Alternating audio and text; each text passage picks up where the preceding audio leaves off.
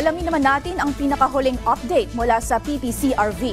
Ang detalye sa balitang pambansa ni Rod Lagusad ng PTV Manila Live. Rod? Sheila, natanggap na ng Parish Pastoral Council for Responsible Voting o PPCRB ang huling file mula sa transmission sa COMELEC. Ibig sabihin nito, tapos na ang transmission para sa mga may transparency server gaya ng PPCRB.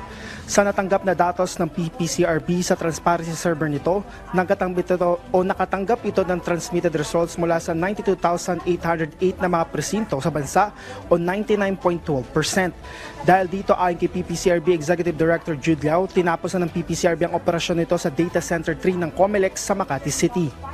Pagdating sa natanggap na file ng PPCRB, malakian niyang file na kanilang natanggap bandang 2:41 ng hapon, kung kaya kinailangan ng matagal na oras para iproseso ito. Bago nito, sinabi ng PPCRB na bubuin na nito ang gap mula sa data na meron sila kumpara sa meron ang COMELEC. Samantala, hinihintay pa ng PPCRB ang mas malalim na paliwanag mula sa COMELEC, kasunod pa rin ng mislabeling sa website nito.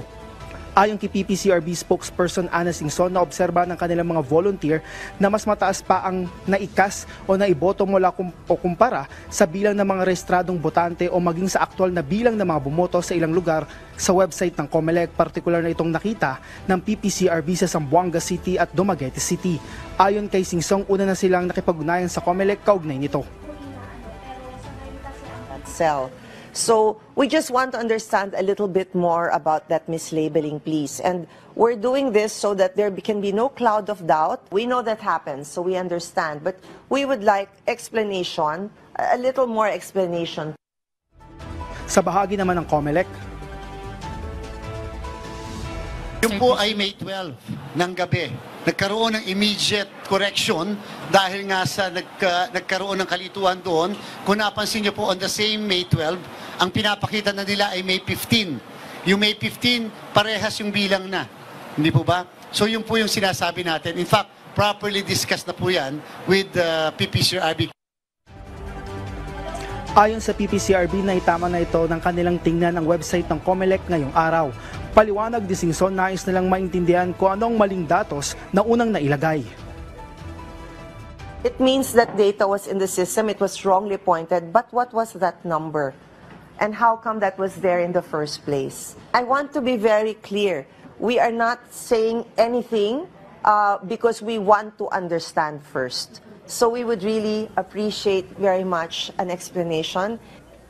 Tiwala naman ng PPCRB na kanilang makukumpara ito sa kanilang ginagawang audit sa physical election returns. Samantala, sa huling update ng PPCRB, nasa 18,996 election returns o 20.36% ng physical election returns na kanilang natanggap dito sa kanilang command center dito sa Maynila. Ito ay mula sa National Capital Region at ilang bahagi ng Luzon. Sheila, inaasahan naman na posibleng ngayong gabi ay matanggap na nila ang mga physical election returns mula sa Cebu, Iloilo at Eastern Visayas. Habang pagdating sa Mindanao, paliwanag ng PPCRB ay kanila muna itong kinokolekta at sabay-sabay na ipapadala dito sa Maynila. Habang simula ngayong araw o dito na ngayong araw ay magtatapos na ang 24-hour operations ng kanilang command center dito sa Maynila. At simula bukas, ang kanilang operation dito ay mula 9 a.m. hanggang 9 p.m. At bukas pa rin ang PPCRB sa mga volunteers na nais tumulong sa kanilang ginagawang unofficial parallel count. Sheila? Maraming salamat, Rod Lagusad.